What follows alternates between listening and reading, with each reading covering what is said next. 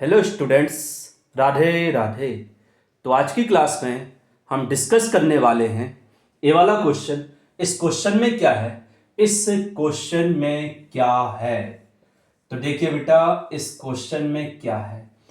Alpha और beta इस quadratic polynomial के जीरोज हैं। तो जब भी अल्फा बीटा किसी क्वाड्रेटिक के जीरोज हैं, ऐसा कुछ गिवन है, तो सबसे पहला काम अल्फा प्लस बीटा निकाला करो। तो -b/a, तो b की वैल्यू -5, तो +5/2 आ जाएगा। ठीक है। अब क्या है? अल्फा इंटू बीटा निकालेंगे, क्या होता है? c/a, तो क्या आ जाएगा? 7/2। अब क्वेश्चन में फाइंड क्या करना है? क्वेश्चन में फाइंड करना है ऐसा एक पोलिनोमियल जिसके जीरोज ए दोनों हैं। मतलब यहां पर हमें क्वाड्रेटिक पोलिनोमियल फाइंड करना है। क्या फाइंड करना है? Quadratic polynomial.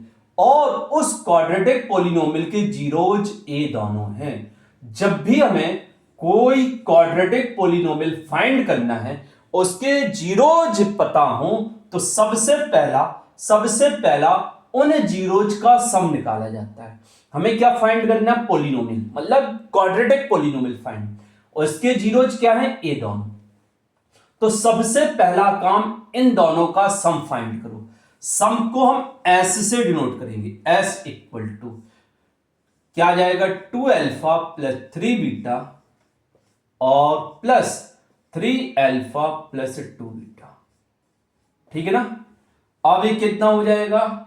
5α हो जाएगा। इधर पर 5β हो जाएगा। कॉमन क्या आएगा? 5। अब जब इन दोनों का प्लस निकालना है और इन दोनों का प्रोडक्ट हमें फाइंड करना है, तो इनका प्लस और प्रोडक्ट फाइंड करने के लिए हमें अल्फा प्लस बीटा और अल्फा इंटू बीटा की जो वैल्यू निकाली है उसका यूज करना पड़ेगा। तो जैसे ही 5 कॉमन लेंगे तो क्या बनेगा? Alpha plus beta. तो अल्फा प्लस बीटा कितना है? 5/2। तो 5 इंटू 5/2, तो कितना आएगा बेटा? ये 25/2। क्लियर। अब हम इन दोनों का प्रोडक्ट फाइंड करेंगे और प्रोडक्ट को पी से डिनोट करते थे। किससे? पी से।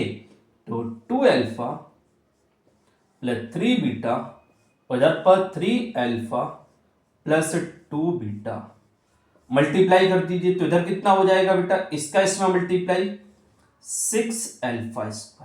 ठीक है। फिर इसका इसके साथ मल्टीप्लाई 4α बीटा।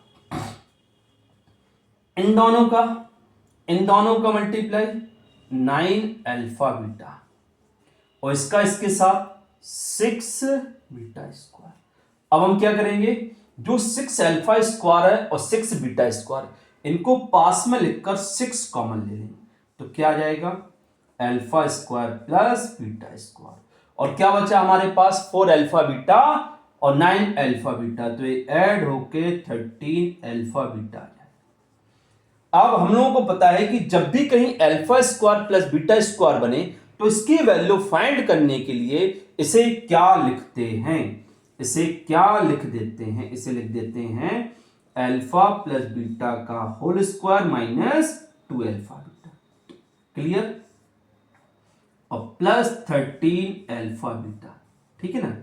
अब हम क्या करेंगे? 6 का मल्टीप्लाई कर देंगे। क्या कर देंगे? 6 का अंदर मल्टीप्लाई, तो ये हो जाएगा 6 अल्फा प्लस बीटा का होल स्क्वायर। क्लियर बेटा। अब 6 का इसमें मल्टीप्लाई करो तो कितना हो जाएगा? -12α बीटा और प्लस 13α बीटा। क्लियर। अब ये क्या हो जाएगा? -12α बीटा और 13α बीटा कितना आ जाएगा? कितना आ जाएगा बेटा?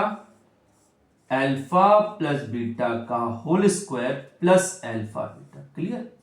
अब हम क्या करेंगे? Alpha plus beta, alpha into beta की वैल्यू लिख देंगे। इतना बेटा समझ में आ गया? सबको अच्छे से समझ में आ गया? तो p की वैल्यू, सॉरी s की वैल्यू कितनी निकाली? यहां साइड में लिख देते हैं 25/2। ए s आ गया। अब p और निकालना है। क्या निकालना है? p। तो p में कहां तक पहुंचे? इधर तक पहुंच गए। ठीक है बेटा। अब आगे देखिए क्या करेंगे, आगे देखिए क्या करेंगे।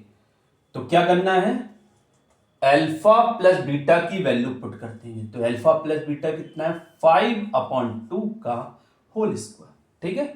और प्लस अल्फा इंटू बीटा कितना है, 7/2। ये कितना हो जाएगा, 6। इसे क्या लिखेंगे, 25/4, ठीक है ना, समझ में आ गया। और प्लस 7/2, कोई प्रॉब्लम। अब इसे सिंप्लीफाई कीजिए। तो इधर 2 से 3 टाइम्स, 2 से 2 टाइम्स, तो इधर आ जाएगा 75/2 और प्लस 7/2। एलसीएम कितना आया बेटा, 2। तो 75 प्लस 7 कितना हो जाएगा, ये 82/2। तो कितना आएगा बेटा, 41। क्लियर।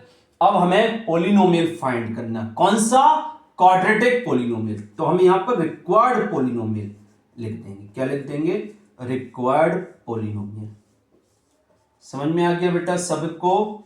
और क्वाड्रेटिक पोलिनोमियल का जो फॉर्मूला होता है वो क्या होता है, के पर ब्रैकेट में x² माइनस एस एक्स और प्लस पी। बस यहां कुछ नहीं करना है, जैसा s आया वैसा लिख दो, जैसा p आया वो p की जगह लिख दो। तो x² s कितना आया, -25/2x और p कितना आया, 41। तो जैसा आया वैसा ही लिखा रहने दो, यही फाइनल आंसर है। क्लियर बेटा, समझ में आ गया अच्छे से।